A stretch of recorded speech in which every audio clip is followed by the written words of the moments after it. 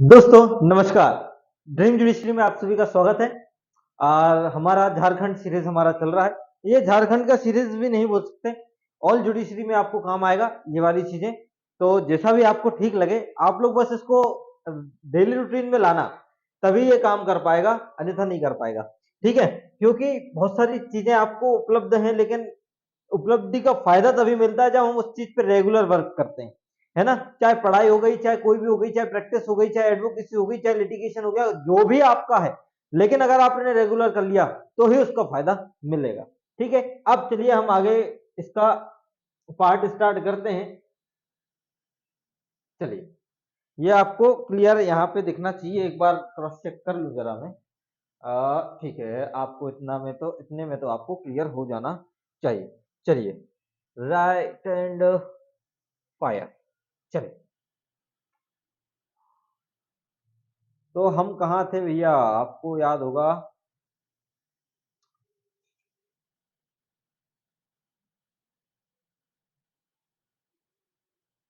Yes,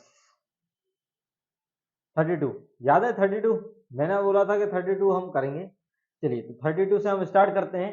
क्या लिखा है 32 के बारे में? उन व्यक्तियों के कथन जिनमें साक्ष्य में बुलाया नहीं जा सकता। सीधी सीधी बात, अगर जिसको बुला नहीं रहा है, या तो वो व्यक्ति मर गया है, या तो वो व्यक्ति मिल नहीं रहा है, या तो वो आने में असमर्थ है। तीन चीजें तो आपके दिमाग में क्लिक हो रही होंगी, यही इसमें लिखा होगा। वे दशाएं जो उस व्यक्ति को सुसंगत तथ्य का कथन किया जाना, कथन सुसंगत है, जो मर गया है, मिल नहीं सकता, या इत्यादि, जो आ नहीं सकता, बोल नहीं सकता, मतलब आ नहीं सकता। बोलना तो आपको पता चल जाएगा कि 119 में आपका मौन साक्ष्य के बारे में। ठीक है, क्या बोला? सुसंगत तथ्यों के लिखित या मौखिक। देखो यार, हम्म, हम्म, इसमें ही है।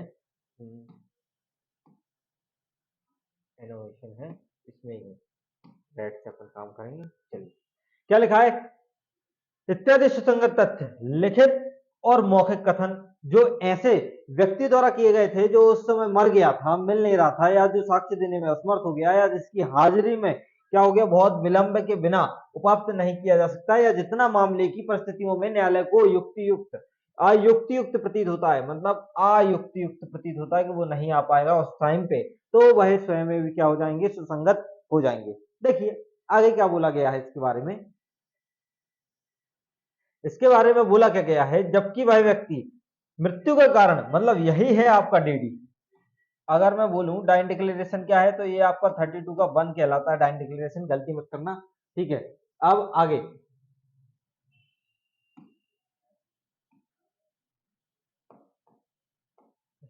ठीक है, ये गलती मत करना। अब इसमें क्या लिखा है? जबकि वह व्यक्ति मृत्यु का कारण से संबंधित है, और जबकि कथन किसी व्यक्ति द्वारा अपनी मृत्यु के कारण के बारे में किया गया है, और या उस संविहार की परिस्थिति में। दूसरी चीज,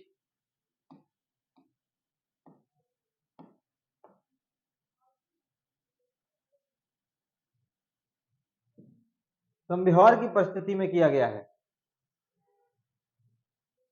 वो मजा नहीं आ रहा अपने को।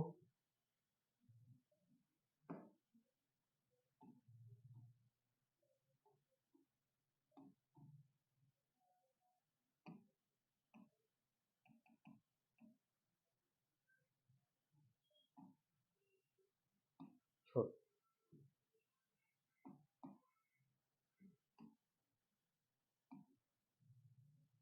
देखो क्या लिखा है।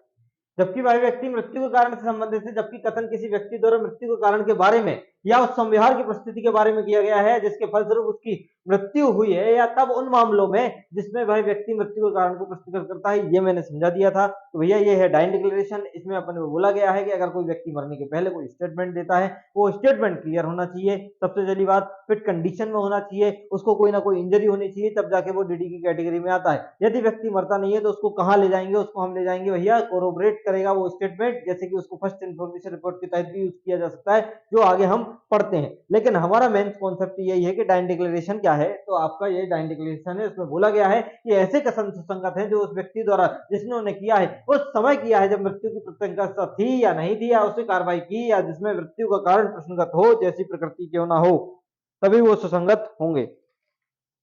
मैं ये नहीं बोल रहा हूं कि डाइन डिक्लेरेशन है, इसमें ये बोल रहा है कि अगर डाइन डिक्लेरेशन हम मानेंगे कि नहीं मानेंगे, ये नहीं, वो रिलेवेंट कब होगा? जब रिलेवेंट कब होगा? जब मृत्यु की आशंका पहुंच गई उसकी, मृत्यु की आशंका पे जब उसने जो स्टेटमेंट दिए हैं वो कोरोबरेटिव नेचर के होंगे, मतलब वो रिलेवेंट होंगे ही होंगे।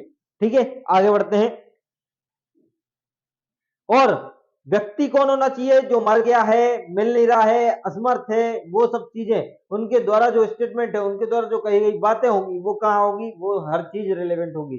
जैसे कि किसी का किडनैपिंग हो जाती, मैं स्कूल जा रही हूँ, ये वाली चीज क्या हो जाएगी? वहां पे रिलेवेंट हो जाएगी, क्योंकि अब वो मिल नहीं रहा है, तो मतलब मिल ये गई कहाँ थी? ये वाला स्टेटमेंट, वो उसने बोला था कि मैं यहाँ पे जा रही हूँ। क्लियर है? आगे बढ़ते हैं, अब कहानी को लेते हैं फिर से। हाँ, देखिए, दूसरा बोला है कि कारोबार के अनुक्रम में किया गया है। कारोबार के अनुक्रम में किया गया है, जबकि वह कथन ऐसे व्यक्ति द्वारा कारोबार के मामूली अनुक्रम में किया गया था, विशेषतः जबकि उसके द्वारा कारोबार के मामूली अनुक्रम में प्रत्येक कर्तव्य के निर्वहन में रखी जाने वाली वस्तु में या उसके द्वारा किसी प्रविष्टि के किए गए ज्ञापन के रूप में अथवा उसके द्वारा धन माल प्रतिभूतियां या किसी भी किस्म की परिस्थितियों की प्राप्ति के लिखित या हस्ताक्षरित अभिस्वीकृत है, या वाणिज्य में उपयोग आने वाली किसी भी लिखित या हस्ताक्षरित या किसी दस्तावेज के रूप में या किसी पत्र या अन्य दस्तावेज की तारीख के रूप में कि उसके द्वारा प्रायक या दिनांकित लिखित या हस्ताक्षरित की जाती है। मतलब कारोबार के मामूली अनुक्रम में, इसका मीनिंग अगर मैं जनरल तौर पे अगर मैं बोलूं कि ये कारोबार के मामूली अनुक्रम में क्या होगा?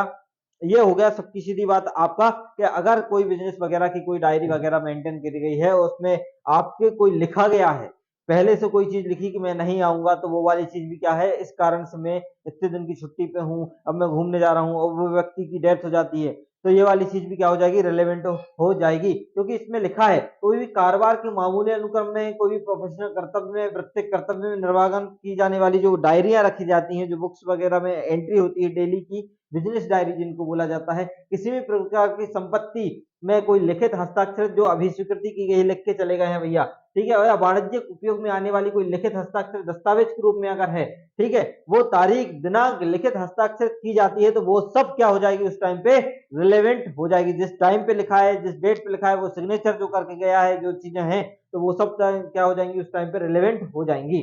ठीक है, तीसरा बोल रहा है अथवा करने वाले हित के विरुद्ध है, जबकि वह व्यक्ति, उसे करने वाले व्यक्ति धन संबंधी या सांपत्तिक संबंधी हित के विरुद्ध है। ये वाली चीज मैं समझा चुका हूं कि धन संबंधी क्या होती है और संपत्ति संबंधी क्या होती है, पिछनरी और आपकी प्रॉपर्टी के बारे में बात करने वाला है ना। और जबकि यदि वह सत्य हो, उसके कारण दांडिक अभियोजन या नुकसानी का वाद लाया जा सकता है या लाया जा सकता था, तो ये सब चीजें भी क्या हो जाएंगी? उस चीज पे रिलेवेंट हो जाएंगी।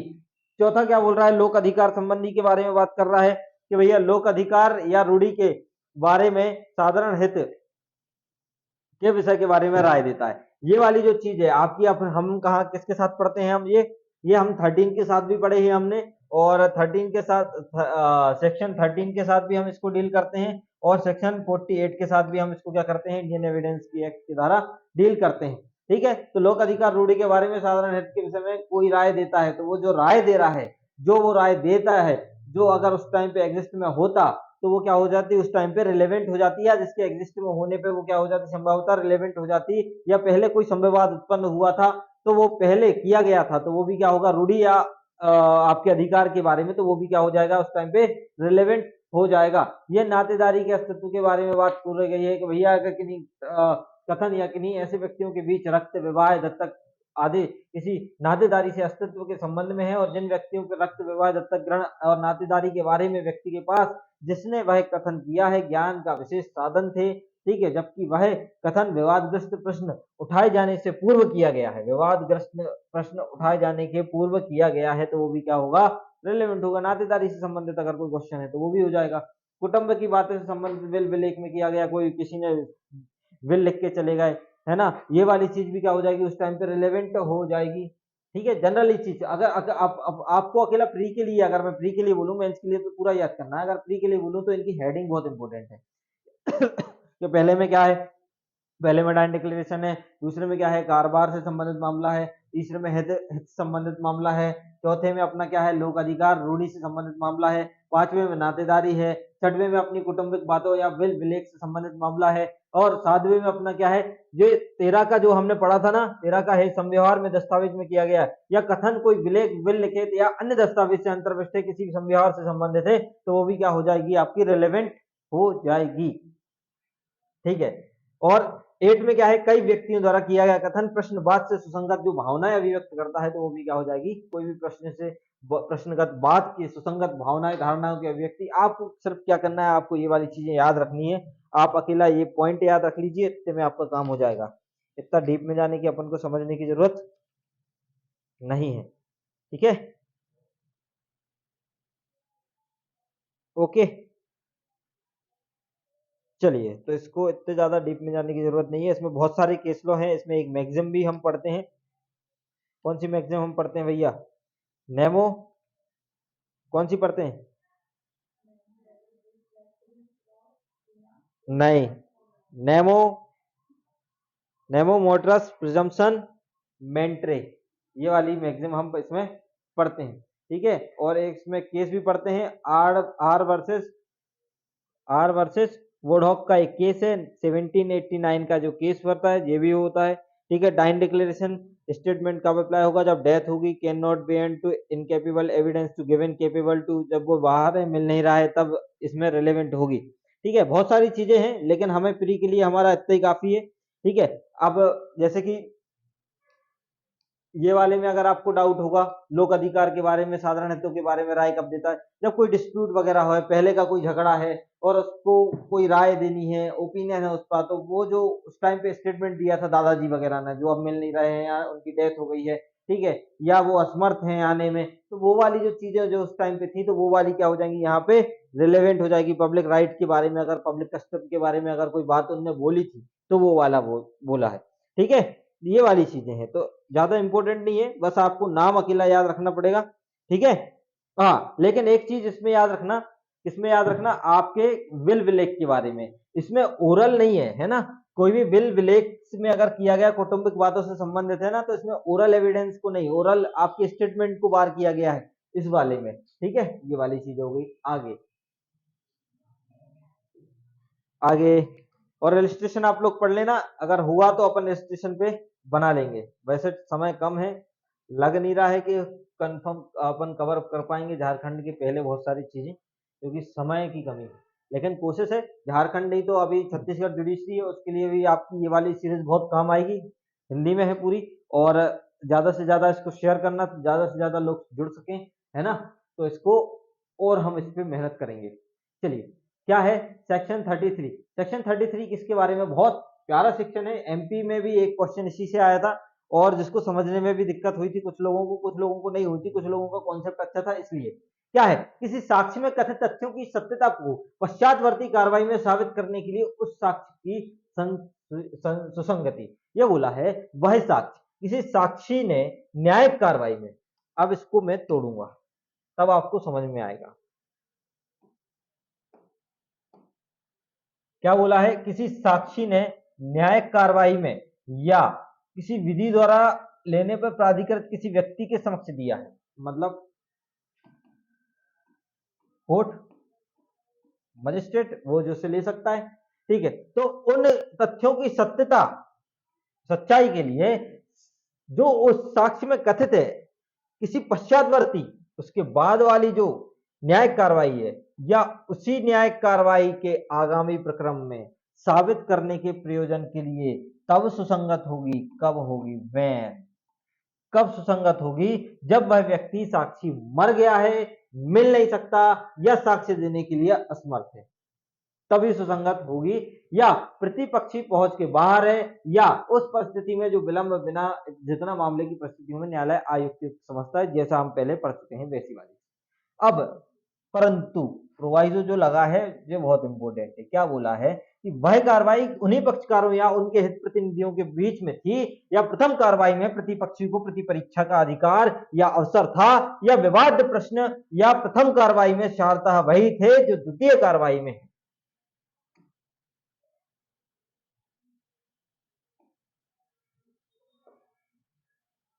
जो कौन सी कार्रवाई में है भैया? द्वितीय कार्रवाई में। क्या बोला कि परंतु जब, तब, कब होंगे? जब होंगे जब उन्हीं पक्षकार या उनके हित प्रतिनिधियों के बीच अगर वो है कार्रवाई, तब। दूसरी चीज, अगर क्रॉस एग्जामिनेशन का अधिकार या अवसर उसके पास पहले था। तीसरी चीज, विवाद प्रश्न का प्रथम कार्रवाई में सारता वही थे जो द्वितीय कार्रवाई में है, मतलब क्वेश्चन जो आपके फैक्ट एंड इश्यू है, विवाद कार्रवाई जो है फैक्ट एंड इश्यू है, वही थे जो पहली वाली में थे। समझ में आया? अभी नहीं आया। अब हम जब समझाएंगे अब इस हिसाब से चलेंगे। देखो क्या है, सबसे पहले इंग्लिश में थोड़ा सा रीड कर लिया जाए इसको। क्या बोला है कि जो प्रीवियस प्रोसीडिंग है, प्रीवियस प्रोसीडिंग में जो कुछ भी हुआ है वो सब्सिक्वेंट प्रोसीडिंग में रिलेवेंट होगा। कैसे होगा? कि कोई भी विटनेस है जो एविडेंस देता है, वो एविडेंस देता है कब? जब जब कैसा? कि या तो आपके पहले की जुडिशियल प्रोसीडिंग है, या तो आपके पहले की जुडिशियल प्रोसीडिंग है, या तो आपको कोई भी पर्सन इन अथॉरिटी के सामने उसने दिया है, या तो उसका पहले क्रॉस का अफसर उसके पास था, या वही फैक्ट इन इश्यू है जो पहले थे अब भी वही है, तब होगा, नहीं तो नहीं होगा। अगर मैं इसको तोड़ू, हम्म, हम्म, हम्म, हम्म,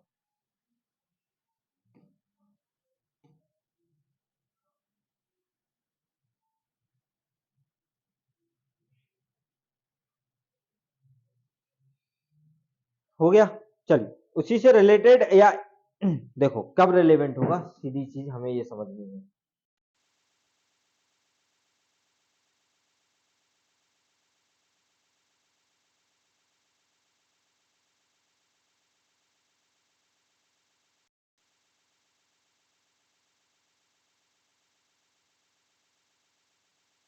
प्रोसीडिंग में तब होगा जब एक और प्रोसीडिंग उसके आगे चलनी है, या तो अलग से, जिसको बोला है हमने सब्सिक्वेंट पश्चातवर्ती कार्रवाई, या तो अग्रसर उसी में चलनी है। ठीक है, इसके बारे में बोला है। ठीक है, और जैसे कि यदि ये वाली अगर सब्सिक्वेंट प्रोसीडिंग चली और वो व्यक्ति मर गया है, फाउंड नहीं होता है, तब रिलेवेंट होगी सब्सिक्वेंट प्रोसीडिंग। तब क्या होगी वो भैया? रिलेवेंट होगी कि भैया वो मर गया है, मिल नहीं रहा है, एक इनकेपेबल है एविडेंस में, वो अपनी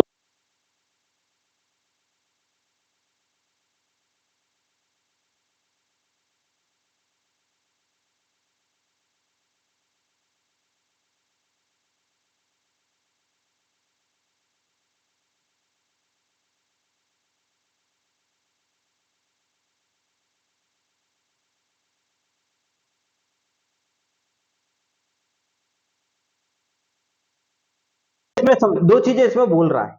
क्या बोल रहा है इसमें? अगर मैं आपको दिखाऊं कि इसमें क्या चीजें, इंटरेस्टिंग पार्ट इसमें क्या है।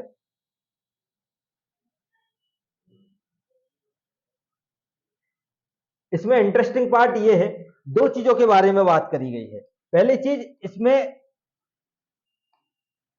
सत्यता के बारे में बात करी है। अगर हमें किसी स्टेटमेंट की ट्रस्टवर्थी है या नहीं इसको चेक करने के लिए, कब? जो सब्सिक्वेंट प्रोसीडिंग में चल रही है उसको साबित करने के लिए जो साक्ष्य दिए गए थे, जो दिए गए थे वो कब रेलेवेंट होंगे, इसके बारे में पहली चीज ये बात कर रहा है। और पहली चीज ये बोला है कि वो कॉम्पिटेंट पर्सन के द्वारा लिए गए हों, पर्सन इन अथॉरिटी में हो, तब तब उसके बारे में बात कर रहा है। दूसरी चीज ये वाली बात बोल रहा है कि भैया वो मिल नहीं रहा है, वो मर गया है, वो असमर्थ है, वो इतना व्यय, जो इसमें बोला गया है कौन सा, विलंब या व्यय के बिना जितना कि न्यायालय आयुक्त समझता है, उस कंडीशन में उसके पास एक तीन कंडीशन लगा दी। तीन कंडीशन कैसे लगा दी? कि यदि वह व्यक्ति मिल नहीं रहा है, मतलब इसका मतलब यह है कि उनके प्रतिनिधि, वह कार्रवाई उन्हीं पक्षकार के बीच चल रही होगी या उन्हीं प्रतिनिधियों के बीच में थी, तब जाके हम उसको रिलेवेंट समझेंगे सब्सिक्वेंट प्रोसीडिंग में कि भैया वो सच था। दूसरी चीज, उसके पास क्रॉस का अवसर था और क्रॉस का अधिकार था, इसके बारे में बात खुली। तीसरी बोल रहा है कि विवाद प्रश्न प्रथम कार्रवाई में सारता वही थे जो आप सब्सिक्वेंट प्रोसीडिंग में है। ठीक है, इसके बारे में बात कर रहा है। मतलब इस मामले में जो भी प्रीवियस प्रोसीडिंग में एविडेंस दिए जाते हैं वह सब्सिक्वेंट प्रोसीडिंग में रिलेवेंट रहेंगे, या फिर उसी प्रोसीडिंग में उसी स्टेज पे क्या होंगे, फर्दर स्टेज पे क्या होंगे, लेटर स्टेज पे क्या होंगे, रिलेवेंट रहेंगे। क्लियर बात है? अब ये कब रिलेवेंट रहेंगे, ये तीन चीजें इनने बोली। अब एक चीज और समझने लायक है इसमें, एक चीज क्या समझने लायक है इसमें, जो वर्ड बोला गया है कार्रवाई, प्रथम कार्रवाई विवाद वहे थे। अब इसका मीनिंग आप क्या समझे? प्रथम कार्रवाई में जो आपके फैक्ट, जो आपका डिस्प्यूट था, वो सब्जेक्ट मैटर था, इसका क्या मीनिंग समझे आप? इसका मीनिंग ये है कि पार्टी तो सेम है, क्या भैया, पार्टी तो सेम है, सब्जेक्ट मैटर अलग हो सकता है। क्या हो सकता है भैया? सब्जेक्ट मैटर अलग हो सकता है। ठीक है, तो तब जाके वो सब्सिक्वेंट प्रोसीडिंग में क्या हो जाएगा? रिलेवेंट हो जाएगा। हो जाएगा कि नहीं हो जाएगा? हो जाएगा भैया।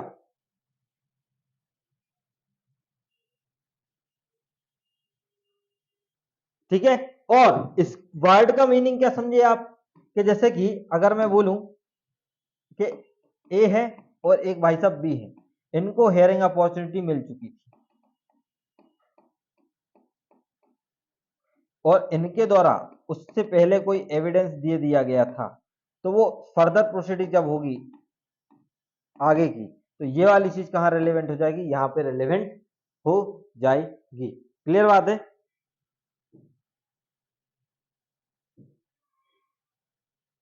ठीक है, ये वाली चीज इसमें बोली गई है। अच्छा, ये वाली चीज इसमें बोली गई है। और ये वाले में बोला है कि सब्जेक्ट मैटर क्या होना चाहिए? पार्टी तो सेम होनी चाहिए, सब्जेक्ट मैटर अलग हो सकते हैं, और इसमें बोला सब्सटेंस सेम होना चाहिए। क्या होना चाहिए? सब्सटेंस। मतलब अगर मैं बोलूं पहले वाले में सेम पार्टी और सब्जेक्ट मैटर अलग, दूसरे वाले में हेयरिंग अपॉर्चुनिटी मिल चुकी होगी, तीसरे वाले में क्वेश्चन ऑफ फैक्ट पर सब्सटेंस जो है, वो सब्सटेंस जो है वो सेम होने चाहिए। तब जाके ये तीन कंडीशन में वो क्या बनाएगा? आपका रिलेवेंट बनाएगा। और रिलेवेंट की कंडीशन क्या है? कि वो मर गया है, मिल नहीं रहा है, असमर्थ है, अयुक्ति युक्त है, कोर्ट के समक्ष होना चाहिए। बस ये इसका पूरा एनालिसिस है, ये आपको पूरा याद होना चाहिए। क्लियर है? अब आगे बढ़ते हैं, है ना? हम्म,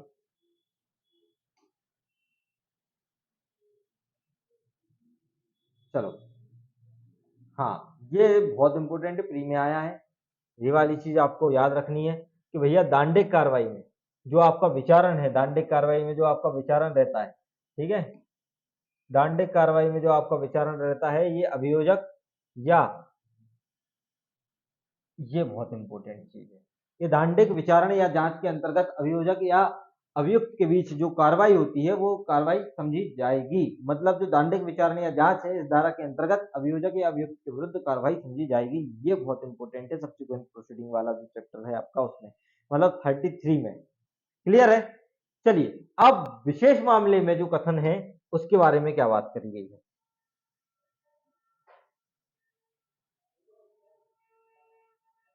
हाँ, विशेष मामले में जो कथन, इसको तो ऐसे नहीं, इसको थोड़ा अलग अंदाज में समझ लेंगे तो आपका पूरा क्लियर हो जाएगा। पढ़ने की जरूरत नहीं है इसको, फ्री के लिए आता है।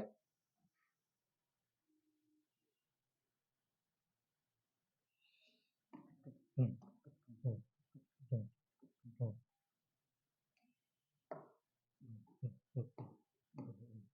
हम्म। क्या है विशेष मामले में भैया? 36, 34, 34, 34, 34, देन इसके बाद 35 है। मतलब वे सारे सब्सटेंस जो स्पेशल सर्कमस्टांसेस में दिए हैं वो तो रिलेवेंट होंगे।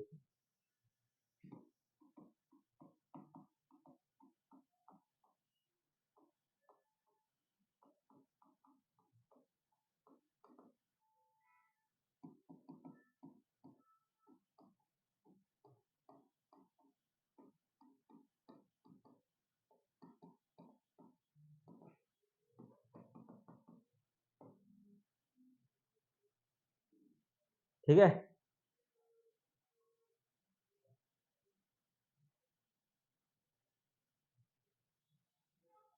चलो, तो ये वाली इसके बारे में बात बोला है। अब ये क्या है, ये आपका 34, 35, 36, 37, 38 और 39। अब धीरे धीरे हम इनको डील करते हैं। आपको प्री के लिए क्या याद रखना है, ये किसके लिए बात करता है, बुक्स एंट्री के बारे में बात करता है। किसके बारे में बात करता है, ये कोई भी बुक है जो एंट्री, जिसमें एंट्री करते हैं। अब इसमें ये बोला है कि बुक में एंट्री इलेक्ट्रॉनिक फॉर्म भी जोड़ा था इसमें, कि इलेक्ट्रॉनिक फॉर्म में भी इंक्लूड है इसमें, कि बुक में एंट्री इलेक्ट्रॉनिक फॉर्म में भी, ठीक है।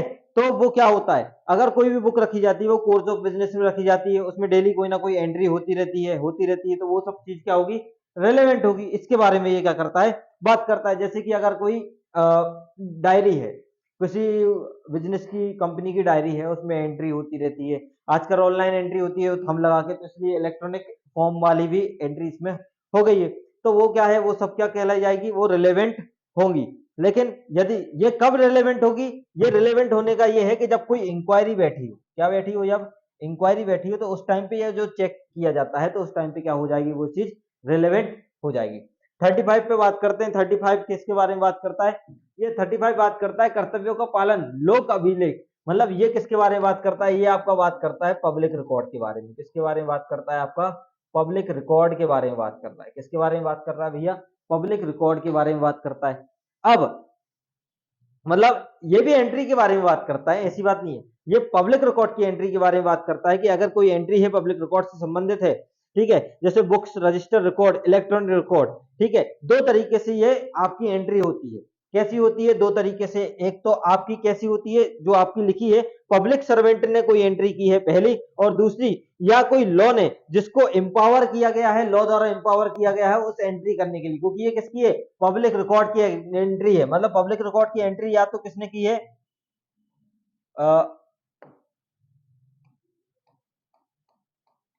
पब्लिक सर्वेंट ने, और या तो वो जो ये भी एंट्री है, और या तो लॉ एम्पावर, लॉ द्वारा एम्पावर कोई व्यक्ति है,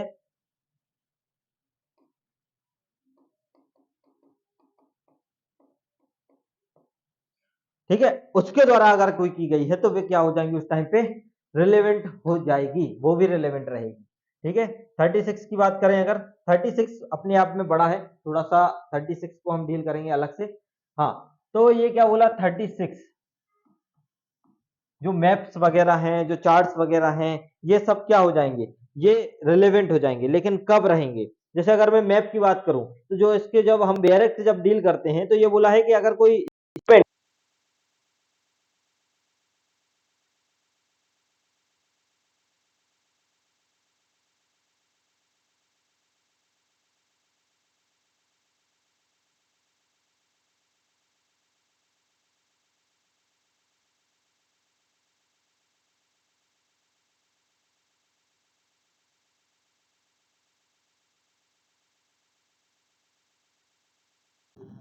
ठीक है, अब ये बोल रहा है कैसे रिलेवेंट होगी, कैसे रिलेवेंट होगी। तो मैप में अगर कोई स्टेटमेंट दिया गया है, क्या दिया है, अगर कोई स्टेटमेंट है, और वो स्टेटमेंट, जैसे कि मैप आपने देखा होगा, गुजरात कहाँ है, इधर,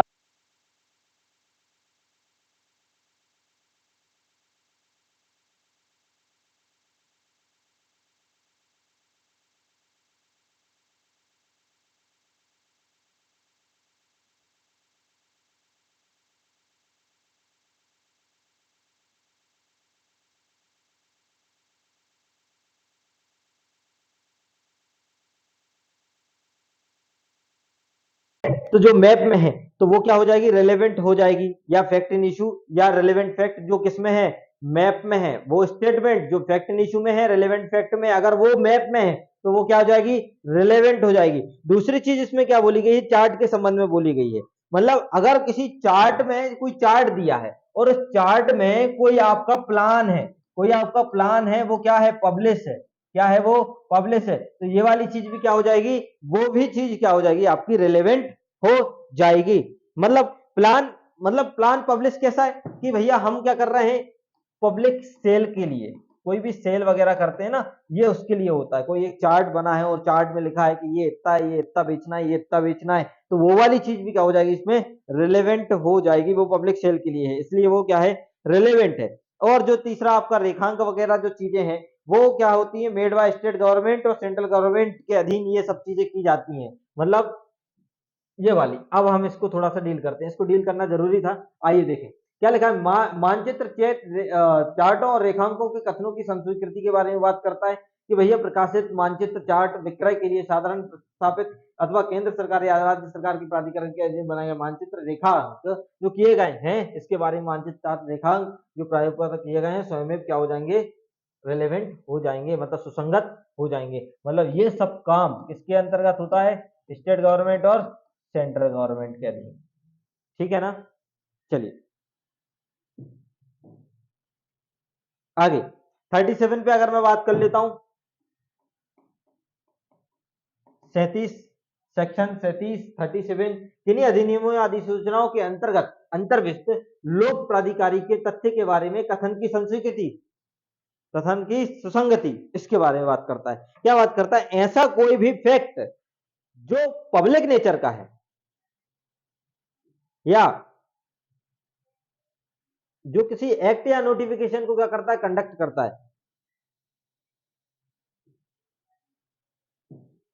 तो वो क्या हो जाएगा, उस टाइम पे रिलेवेंट हो जाएगा। देखो क्या लिखा है इसमें, देखते हैं। आइए, किन्हीं अधिनियम अधिसूचनाओं को लोक प्रकृति के कथन, लोक प्रकृति के मतलब आपको पब्लिक नेचर को ये बता रहा है, मतलब इसको ज्यादा पढ़ने की जरूरत नहीं है। कोई फैक्ट है वो क्या है, पब्लिक नेचर का है, और जब पब्लिक नेचर की जब कोई बात करता है मतलब वो बताता है राइट या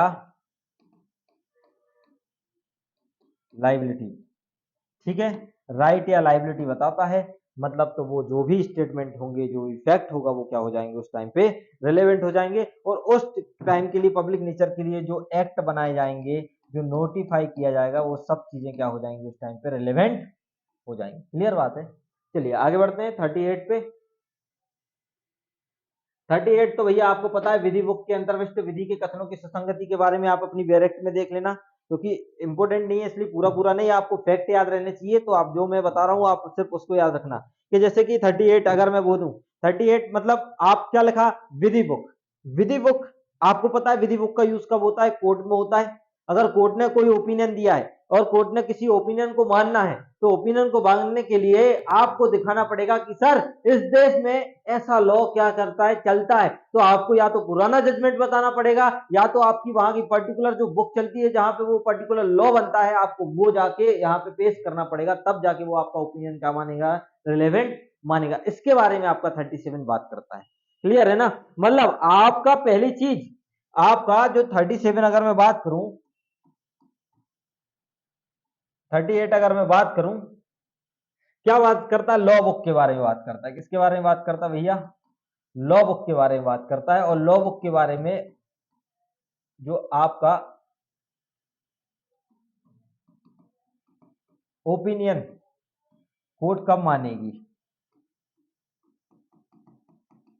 पहली चीज जिस कंट्री का आप बताने जा रहे हो, या जिसकी चीज में आप बताने जा रहे हो, देश की सरकार के प्राधिकरण के अधीन जो मुद्रित या प्रकाशित है, ठीक है, अगर आप उसका ओपिनियन लेते हो कि सर वहां पे तो ऐसा चलता है, यहाँ पे ऐसा क्यों नहीं, तो कोर्ट सीधा सीधा बोलती है कि भैया उस कंट्री का जो पब्लिकेशन है, जो पब्लिकेशन, जो बुक है, जो एक्ट है, वो आप लाके बताओ। यही वाली बात है ना, अंतर्विष्ट है तो आप बताओ, या वहां के जो प्रीवियस जजमेंट हैं वो पेश करो, तब जाके वो क्या हो जाएगी, वो वाली चीज क्या मानेंगे हम, रिलेवेंट मानेंगे। चलिए आगे बढ़ते हैं। 39 तो आपका बहुत अच्छा है कि हम इतना सारा क्यों पेश करें, हम इसमें से एक उठा के कुछ भाग जो रिलेवेंट है वो हम बता दें। मतलब अगर किसी व्हाट्सएप की चैट है, 2 साल की गर्लफ्रेंड बॉयफ्रेंड की चैट है, तो उसको पूरा बताने की क्या जरूरत है, हम सिर्फ उतना बताएंगे ना जितना जानने लायक आवश्यक है। तो बस वही वाली आपकी 39 बात करता है। ठीक है, तो 39 की अगर आप हेडिंग पढ़ना चाहो तो हेडिंग पढ़ लो भैया। क्या लिखा 39 की हेडिंग, ये बोला कि भैया जबकि किसी कथन में कितना साबित किया जाना, किसी कथन को कितना भाग साबित किया जाना चाहिए, तो वो बोल रहा है भैया जितना आवश्यक है उतना कर दिया जाए। जबकि कथन किसी बातचीत, दस्तावेज, इलेक्ट्रॉनिक अभिलेख, पुस्तक या कागज पत्रों की आवली का भाग, तब क्या साक्ष्य दिया जाए, तो ये बोल रहा है जितना हमें, ना कि उतना, जितना अधिक साक्ष्य दिया जाएगा उतना देना है, जितना कि हमें उसकी प्रकृति और प्रभाव को पढ़ने पे हमें क्या हो जाए, परिस्थितियों को समझ में आ जाए, तो उतना हमें देना है। क्लियर है?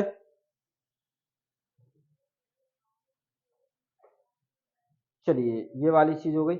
मतलब आपको कौन कौन से पार्ट, मतलब लॉन्गर पार्ट है जो कन्वर्सेशन वाला पार्ट है, ये ऊपर वाला लॉन्गर पार्ट, कन्वर्सेशन वाला, इलेक्ट्रॉनिक रिकॉर्ड वाला, पुस्तक वाला, पत्रों वाला, कागज वाला, इन सब का कोई ना कोई एक भाग हमें क्या करना है, प्रोड्यूस करना है। ठीक है। अब पेरी आईएमपी, न्यायालय के निर्णय कब सुसंगत होंगे, ये तो आपको जानने लायक है, और इसका यूज आपकी जजमेंट राइटिंग में अगर आप करना चाहो तो कर सकते हो।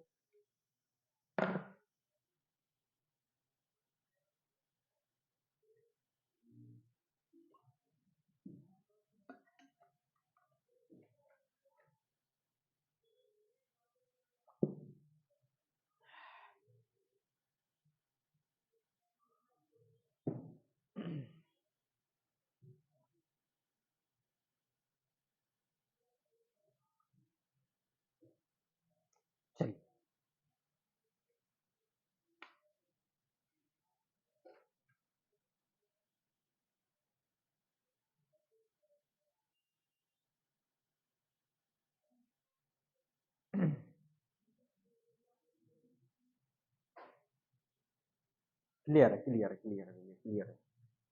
ठीक है।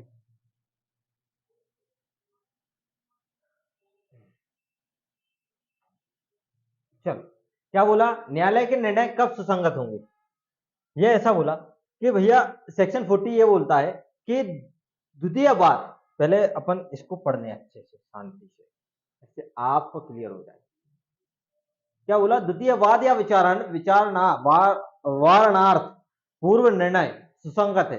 किसी ऐसे निर्णय या आदेश या डिक्री का अस्तित्व जो किसी न्यायालय को किसी वाद के संज्ञान से या किसी विचारणा करने से विधि द्वारा निवारित करता है, सुसंगत तथ्य है। जबकि प्रश्न यह है कि क्या ऐसे न्यायालय को ऐसे वाद का संज्ञान या विचारण करना चाहिए।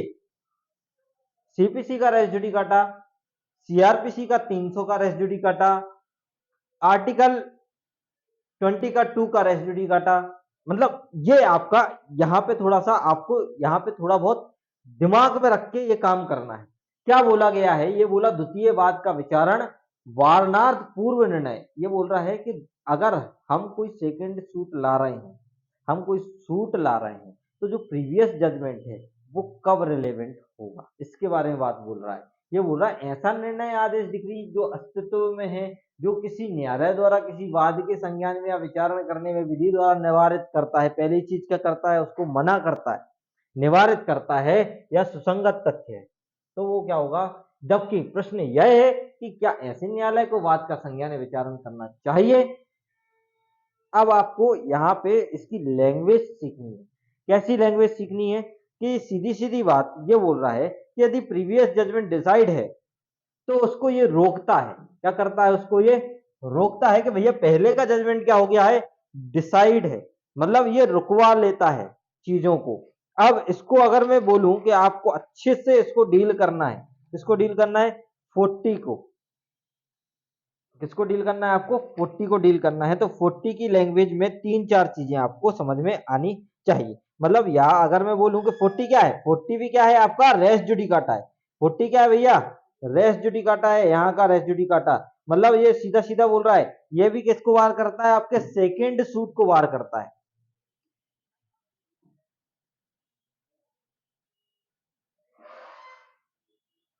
ये सेकेंड सूट को क्या करता है,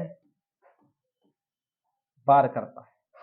ठीक है, ये वाली चीज सेकंड सूट को क्या करता है, बार करता है कि भैया कॉज ऑफ एक्शन भी सेम है, सेम पार्टी है, कोर्ट कॉम्पिटेंट है, ऑन मेरिट के बेस पर डिसाइड किया है, तो फिर 40 सेक्शन बोलते ही है कि भैया आप ऐसे ऑर्डर डिक्री जो अस्तित्व में है, किसी वाद या संज्ञान विचारण करने से विधि द्वारा निवारित अगर कर दिया है, तो भैया वो क्या होगा, एक तरीके से सुसंगत चीज होगी। इसके बारे में ये बात करता है। चलिए देन आगे बढ़ते हैं। आपको अकेला 40 का नाम याद होना चाहिए कि रेसिडी काटा कहाँ है, 41 प्रोवेट इत्यादि विषयक अधिकारिता में किन्हीं निर्णयों की सुसंगति के बारे में बात करता है। किसी सक्षम न्यायालय द्वारा प्रोवेट विषयक, विवाह विषयक, नावाधिकरण विषयक, दिवाला विषयक अधिकारिता का प्रयोग में हुआ है और अंतिम निर्णय आदेश डिक्री या किसी जो भी किसी व्यक्ति को वैधिक हैसियत प्रदान करता है ले लेती है या सर्वथा ना कि किसी वृद्धनिष्ठ व्यक्ति के विरुद्ध या किसी व्यक्ति को ऐसी हैसियत का हकदार या किसी वृद्धनिष्ठ चीज का हकदार घोषित करती है तब सुसंगत है। जब किसी ऐसे व्यक्ति की हैसियत या किसी चीज पर ऐसे व्यक्ति का हक सुसंगत है। तो समझ में आया? इतना खतरनाक इंग्लिश, इंग्लिश नहीं हिंदी, आया समझ में? सबसे पहला क्वेश्चन, प्रोवेट क्या है? प्रोवेट भैया कोर्ट द्वारा दी गई किसी बिल पे डिस्प्यूट है, उसके द्वारा दिया गया कि ये बिल सही है या गलत है, वो सर्टिफाइड कॉपी कि ये बिल है, वास्तविकता में ये बिल है, तो वो क्या कहलाती है? बिल की सर्टिफाइड कॉपी ही कोर्ट द्वारा जो दी जाती है वो प्रोवेट कहलाती है भैया। क्या कहलाती है? वो प्रोवेट कहलाती है। पहली चीज आपको ये वाली चीज क्लियर है? ठीक है, प्रोवेट कहलाती है। अब इसमें प्रोवेट हो गया, ठीक है। दूसरा अगर मैं बात करूं कि आपको जो विवाह बोला है, क्या बोला है? जो विवाह है जिसको मैट्रिमोनियल बोलते हैं, डिस्प्यूट जो होते हैं, तो विवाह क्या है? विवाहिक संबंधी, मतलब विवाहिक विषयक क्या होता है? तो विवाहिक विषयक मतलब होता है कि जो आपके जजमेंट आए हैं, मतलब प्रोवेट संबंधी जजमेंट आप समझ रहे हो, तो जो आपके विल संबंधी जजमेंट आए हैं, विवाह संबंधी जजमेंट विषयक आप जजमेंट समझ रहे हो, जैसे डाइवोर्स संबंधी हो गया, हिंदू विवाह संबंधी हो गया, सेपरेशन संबंधी हो गया, तो ये वाली चीजें क्या होंगी? यहाँ पे रिलेवेंट हो जाएंगी। दिवाला संबंधी, नावाधिकरण,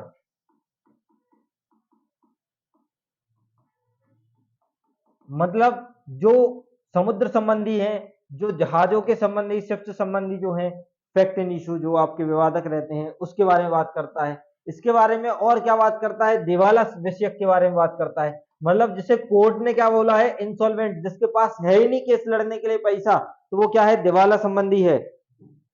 ठीक है, तो कोर्ट शुड डिक्लेयर्ड, कोर्ट क्या कर देता? डिक्लेयर कर देता। तो वो वाला जजमेंट क्या है? वो वाला जजमेंट हो गया। इसमें वो वाला जो शिप्स वगैरह के लिए डिसाइडेड पहले से हो गया है, वो वाला कोई ऑर्डर हो गया, कोई जजमेंट हो गया, कोई डिग्री हो गया। उसके बाद विवाह संबंधी, अगर सेपरेशन संबंधी, डाइवोर्स संबंधी कोई मामला चल रहा है, तो वो वाला जो चीज होगी, वो वाली चीज इसमें जजमेंट हो गया, वो हो गया। इसके बाद प्रोवेट से संबंधित बिल सही है गलत है, इसके बारे में अगर कोई कोर्ट डिग्री ऑर्डर आया है, जो सर्टिफाइड कॉपी दी है, तो वो वाली जो चीज हो गई, तो वो वाली सब चीजें हो गई। अब कोर्ट मेन चीज क्या है? इसमें क्या होता है? कोर्ट क्या देता है? Final decision. कोर्ट यदि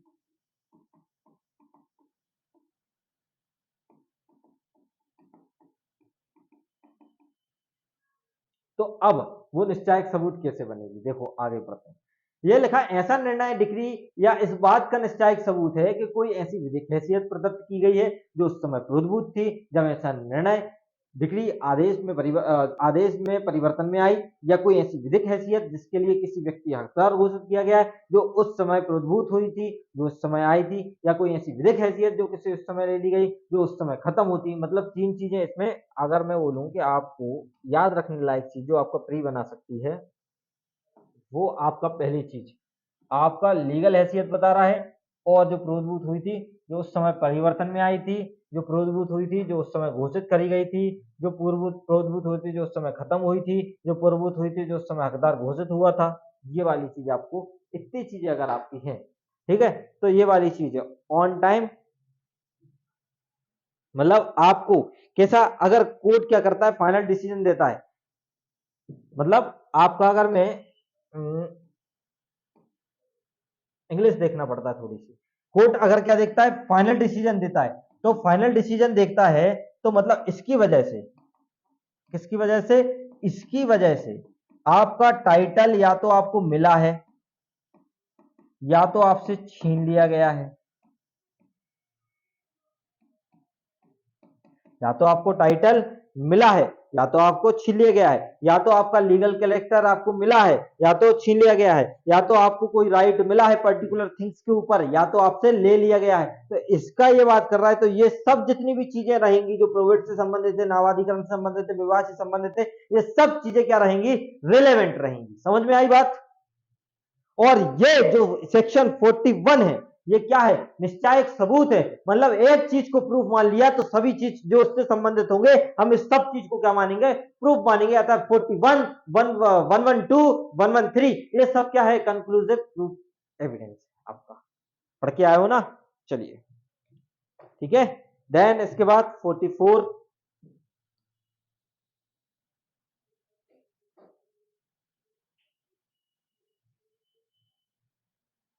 नहीं 44 नहीं, 42। 42 क्या बात करता है भैया? आइए आपका इंतजार है। ठीक है। 42, 42 बात करता है कि धारा 41 में वर्णित से विभिन्न निर्णय आदेश डिग्रियों की सुसंगति और उनका प्रभाव। वे निर्णय आदेश या डिग्री जो धारा 41 से भिन्न है, मतलब सीधी सीधी बात ये बोल रहा है कि 41 के अलावा, 41 के अलावा जो भी जजमेंट हैं वो भी जो आए हैं, जो डिग्री आई है, जो ऑर्डर आए हैं, वो भी रिलेवेंट होगा। ऐसे ही 43 बोल देता है 40, 41, 42 के अलावा जो भी जजमेंट डिग्री आए हैं वो सब क्या होंगे? सुसंगत हो जाएंगे। जैसे कि का खा के किसी अपमान लेख, ये वाला याद रख लेना, ये वाला याद रख लेना, क्योंकि अपमान लेख वाले 2-3 आपको मिल जाएंगे, इसलिए बोल रहा हूँ कि ये वाला याद रख लेना भैया। क्या बोला? का खा किसी अपमान लेख के लिए उसमें हर एक पर लालछन लगाता है और गा पर पृथक पृथक बात लाता है, तो हर एक मामले में गा कहता है कि वह बात जिसका अपमान लेखिए होना अभिकथित सत्य है, परिस्थितियां ऐसी है कि वह अभिसंभवतः हर मामले में सत्य है, किसी या किसी में नहीं। मतलब ये अलग अलग लाता है ना चीजें। तो 40, 41, 42 के अलावा भी जो स्टेटमेंट, अलग स्टेटमेंट उसमें दिए हैं ना, तो ये भी क्या मानेंगे हम? सत्य मानेंगे। ये वाली चीज इसके बारे में बोला है, या किसी में है ही नहीं, ये वाली चीज भी मान सकते हैं। ठीक है, इसका इलस्ट्रेशन बहुत इंपॉर्टेंट है, आप लोग देख लेना इसको। ठीक है, ये वाला खासकर ये गाय चुराने वाला,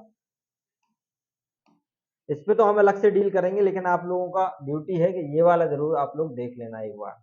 गा के साथ जार कर्म किया है, वो बोलती है मैं तो पत्नी है ही नहीं, मैं तो उसकी पत्नी हूं ही नहीं, जजमेंट उसके फेवर में आ जाता है। तो ये वाली बात जो उसने अलग से जो बोली है, जो अलग जजमेंट में है, ठीक है, तो ये वाली 40, 41, 42 के अतिरिक्त जो की गई है वो भी क्या हो जाएगी? इसमें रिलेवेंट हो जाएगी। मतलब इसका यही बोल रहा है और कुछ नहीं बोल रहा है आपका 43, सीधा सीधा यही है। क्लियर है ना? मतलब इन तीनों के अलावा भी जो जजमेंट है वो भी क्या हो जाएगी? रिलेवेंट। ये तब रिलेवेंट हो गए जब उसका जिक्री ऑर्डर सूट क्या है? उस फैक्ट एंड इशू पे हो, तब।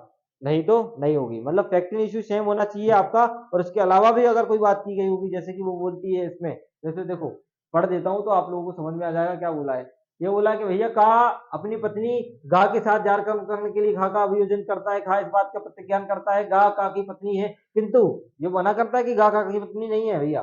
ठीक है, किंतु न्यायालय खा को जार कर्म के लिए दोष सिद्ध कर देता है, हो गया जजमेंट, जजमेंट आ गया। लेकिन तत्पश्चात खा के जीवन काल में खा के विवाह करने के लिए दुर्व्यवहार पर गा अभियोजित की जाती है। गा कहती है कि वह कभी पत्नी थी ही नहीं, खा के विरुद्ध निर्णय दिया गया था जो गा के विरुद्ध विसंगत था। समझ में आया? तो ये भी क्या हो जाएगा? उस टाइम पे देखा जाएगा, परखा जाएगा। चलिए आ जाइए, ये 44 क्या बोला? निर्णय अभिप्राप्त करने में कपट या दुसंधि या न्यायालय की अक्षमता क्या साबित किया जाना, तीन चीजों के बारे में बात कर रहा है। तीन चीजों के बारे में बात कर रहा है। एक तो आपका कपट, दुसंधि या न्यायालय की अक्षमता के बारे में। मतलब सीधी सीधी बात ये बोल रहा है, कोई जजमेंट है और कोई जजमेंट आया है, उस जजमेंट पे क्वेश्चन आ गया दो चीजों पे, कि या तो वो फ्रॉड से दिया है, या तो उसमें कुछ कॉल्यूजन है, या तो उसमें इनकम्पिटेंट द्वारा दिया गया है। ठीक है, अब आगे पढ़ लें। यदि कोई पक्षकार दर्शित करेगा कि निर्णय आदेश डिग्री 40, 41, 42 के अधीन सुसंगत है, या किसी प्रतिपक्षी द्वारा साबित की जा चुकी है कि न्यायालय द्वारा दी गई है अक्षमता, कपटता जो संधि द्वारा था, तो वो क्या हो जाएगा? Judgment null and void declare हो जाएगा। कैसा हो जाएगा? वो जजमेंट नल एंड वॉइड क्या हो जाएगा? डिक्लेयर हो जाएगा। क्लियर है? चलिए देन इसके बाद आगे बढ़ते हैं कहानी को लेके। क्या लिखा? अन्य व्यक्तियों की राय का, अब ओपिनियन की बात हो गई। अन्य व्यक्ति वही आते हैं आपके एक्सपर्ट, कौन आते हैं? आपके एक्सपर्ट आते हैं, और एक्सपर्ट आपके यहाँ पे बहुत अच्छे दिए गए हैं। इसको ज्यादा मुझे समझाने की जरूरत है नहीं, आपको सीधा सीधा आपके प्री के लिए हिसाब से कि कहाँ एक्सपर्ट है, कहाँ एक्सपर्ट का ओपिनियन है, कहाँ इलेक्ट्रॉनिक एक्सपर्ट है, ये वाली चीजें आपको याद रखनी है। वो ऊपर जा, अरे ऊपर नहीं जा रहा क्या?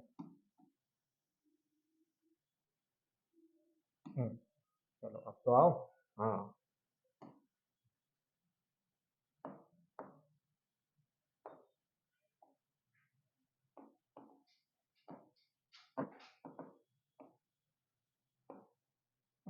कोई दिक्कत नहीं। डन। चलो, क्या लिखा? विशेषज्ञ की राय के बारे में बात कर रहा है। किसके बारे में बात कर रहा है ये? विशेषज्ञ की राय के बारे में बात कर रहा है कि जब किसी न्यायालय की विदेशी विधि या विज्ञान, मतलब कितने तरीके के होते हैं, एक तो आपके फॉरेन वाले होते हैं, एक तो आपके विज्ञान वाले होते हैं, एक तो आपके कला वाले होते हैं, एक तो आपके हस्तलेख वाले होते हैं, एक तो आपके उंगली चिन्ह वाले होते हैं। तो मतलब ये आपके कितने तरीके के विदेशी विधि, विज्ञान, कला या हस्तलेख या उंगली चिन्ह, ये वे राय बनाते हैं। तो विदेशी विधि, विज्ञान, कला, हस्तलेख, उंगली चिन्ह के अन्यथा प्रसंग कुशल व्यक्तियों का ये क्या हो गए? सुसंगत। इनके द्वारा अगर कोई स्टेटमेंट दिया गया है, इनके द्वारा को जो एविडेंस दिए जाते हैं वो सब क्या हो जाएंगे? सुसंगत हो जाएंगे। ठीक है, ध्यान आगे बढ़ते हैं अब। चलिए, ये अब आप लोग पढ़ लेना। इसके बाद 45A पे आते हैं। क्या बोला? इलेक्ट्रॉनिक साक्ष्य के परीक्षक की राय के बारे में बात करी गई है। क्या बात करी गई है? तो ये आपको सिर्फ और सिर्फ नाम याद रखना है। ठीक है, ये आपको सिर्फ और सिर्फ नाम याद रखना है। कैसे नाम याद रखना है? कि भैया एक तो दिक्कत,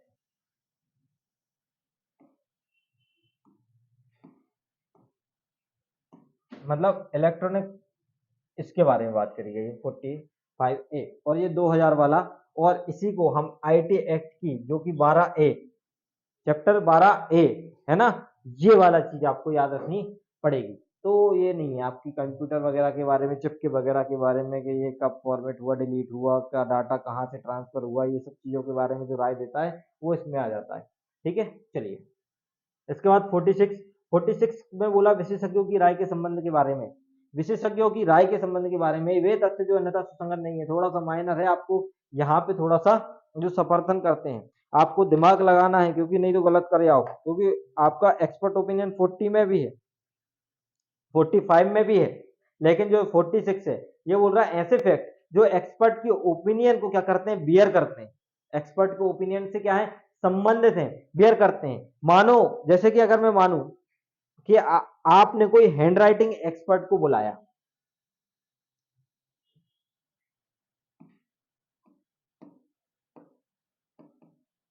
आपने कोई हैंडराइटिंग एक्सपर्ट को बुलाया और हैंडराइटिंग एक्सपर्ट ने जो एक डॉक्यूमेंट है इस पे राइटिंग पहचान ली, बोले इस एक्यूज पर्सन की मैच कर रही है, ठीक है।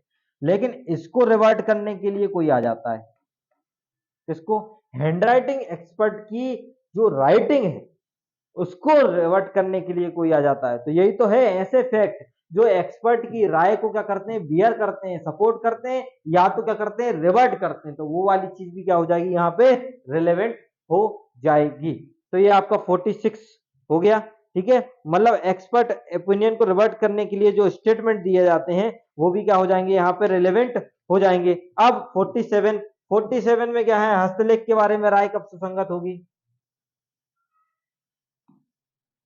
हस्तलेख के बारे में राय कब सुसंगत होगी? तो यही बोल रहा है कि जबकि न्यायालय राय बनाता है कोई दस्तावेज किसी व्यक्ति ने लिखी है, हस्ताक्षरित की है, हस्तलेख जिसके बारे में लिखी गई या हस्ताक्षरित की गई अनुमानित की जाती है या परिचारित की जाती है, किसी व्यक्ति की राय उस व्यक्ति में लिखी या हस्ताक्षरित की गई थी या अथवा लिखी या हस्ताक्षरित नहीं की गई थी, तो भाई क्या हो जाएगी? सुसंगत हो जाएगी।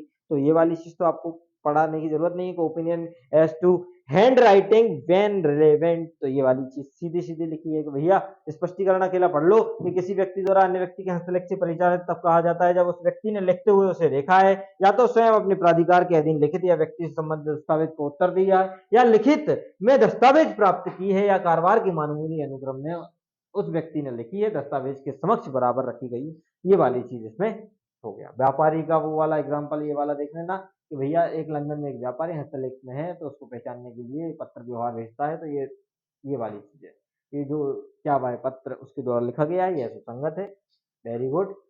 47A इलेक्ट्रॉनिक चिन्ह के बारे में राय कब सुसंगत बनाता है, इसके बारे में बात करता है कि जबकि न्यायालय किसी व्यक्ति के इलेक्ट्रॉनिक चिन्ह के बारे में राय बनाती है, बनानी हो, तो प्रमाण पत्र प्रमाणकर्ता प्राधिकारी की राय जिसने इलेक्ट्रॉनिक चिन्ह प्रमाण पत्र जारी किया था सुसंगत तथ्य है। ठीक है, इसके बारे में बोलता है। 48 ये बोलता है अधिकार या रूढ़ी के अस्तित्व के बारे में राय कब सुसंगत होती है। तो ये हम पढ़ चुके हैं भैया, पढ़ा है कि नहीं? 43 में पढ़ा है, 32 के 4 में पढ़ा है, तो ये आप हम 48 में पढ़ेंगे। तो ये बोल रहा है कि भैया उस टाइम पे अस्तित्व में राय बनानी हो तो रूढ़ि अस्तित्व के बारे में व्यक्तियों द्वारा जो कही गई बातें थी, यदि वह उसका अस्तित्व होता तो संभावतः जानते होते, मतलब इसका मतलब ये है 48 ये बोल रहा है कि कोई कस्टम या रूढ़ि के बारे में कोई व्यक्ति स्पेसिफिक पर्सन पर्टिकुलर फैक्ट के बारे में जानता है, वो उस टाइम पे एग्जिस्टेंस में थी, तो वो उस टाइम का क्या हो जाएगा, एक्सपर्ट हो जाएगा, उसकी राय क्या हो जाएगी, सुसंगत हो जाएगी। इसमें रुका है एक्सप्लेनेशन में रूढ़ि अधिकार में ऐसे रूढ़ियां अधिकार आते हैं जो व्यक्ति में काफी बड़े वर्ग में सामान्य, ठीक है, ये वाली चीज। या किसी ब्राह्म पे अमुक कूप पे पानी का उपयोग करने का अधिकार धारा के अंतर्गत साधारण अधिकार है, साधारण अधिकार है कि भैया हम लोग बचपन से ये वाली चीज कर रहे हैं, पूर्वजों से ये वाली चीज कर रहे हैं। उसके बाद 49 प्रथाओं और सिद्धांतों के बारे में राय कब सुसंगत होगी, प्रथाओं और सिद्धांतों के बारे में, ये भैया रूढ़ी नहीं है, रूढ़ी और अधिकार है, ये प्रथाएं हैं, ठीक है, ये प्रथाएं हैं। जैसे कि हमारे बापूजी ऐसा ऐसा करते थे, हमारे यहाँ धोती पहनते थे, तो ये वाली क्या है, हमारे यहाँ प्रथाएं, हमारे यहाँ ऐसा अनुष्ठान होता है, देवी जियों का ऐसी पूजा होती है, कुल पूजा ऐसी होती है। तो ये वाली जो चीजें होती हैं, इनके संबंध में जो ज्ञान रखते हैं, जो कोई विशिष्ट व्यक्ति होते हैं, ये इनके द्वारा जो राय दी जाती है वो क्या है, सुसंगत होती है। नातेदारी के विषय के संबंध में बारे में, लेकिन इसका कुछ एक्सेप्शन है, एक्सेप्शन आपको याद रखना है। नातेदारी के बारे में जो राय बनाते हैं, नातेदारी के अस्तित्व के बारे में, ऐसे व्यक्ति जो आचरण अभिव्यक्त राय या उसके पास कुटुंब के सदस्यों के बारे में, जैसे कि पिताजी को कोई बहुत एक्सपर्ट, मतलब जो मुखिया रहता है, ठीक है, नातेदारी के संबंध में, अरे वो ये वाली चीजें हैं, अरे हमारे यहाँ पे वो रिश्तेदार, ये वाली चीजें, इस तरीके की। लेकिन इसमें प्रोवाइजो में बोला विवाह विच्छेद, मतलब आपका जो आपका ये जो बोलते हैं एडल्ट्री के जो राय होती है वो सुसंगत नहीं होती, और जो सेपरेशन जो डाइवोर्स की कार्रवाई होती है वो इसमें क्या नहीं होती, नातेदारी में सुसंगत नहीं होती है। तो ये था हमारा, एक और लास्ट बच रहा है 41, जो कि आपको पढ़ना चाहिए कि भैया राय के आधार भी सुसंगत होंगे, मतलब आप कोई राय दे रहे हो ना तो उसको कोई ग्राउंड होना चाहिए, और जो ग्राउंड होंगे वो भी रिलेवेंट होंगे, और कब होंगे, जब जीवित व्यक्ति की राय सुसंगत है तब आधार पर वह आधारित सुसंगत है, मतलब कोई विशेषज्ञ अपनी राय बनाने के लिए प्रयोजनात्मक प्रयोगों का विवरण दे सकता है। तो ये था आज का टॉपिक, आज की क्लास। हम करेंगे कल कैरेक्टर के बारे में बात, और देन इसके बाद हम प्रोसीड करेंगे कल। तो कल तक हमारा, कल या परसों में हमारा 100 तक हम कवर कर लेंगे, 2-3 दिन में हम एविडेंस खत्म करके आईपीसी स्टार्ट करेंगे। तो इसी के साथ मिलते हैं, नमस्कार, शुक्रिया, धन्यवाद, और जुड़े रहिए ड्रीम जुडिशरी इंदौर के साथ।